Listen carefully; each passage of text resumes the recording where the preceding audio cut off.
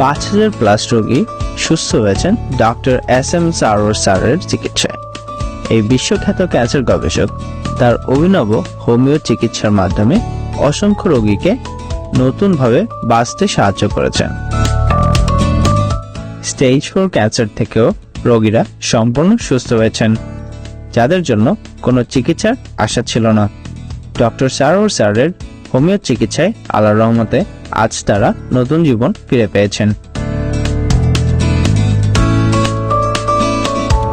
সুতরাং সিরিয়াল দেওয়ার জন্য আজই যোগাযোগ করুন নিচে দেওয়া নাম্বারে।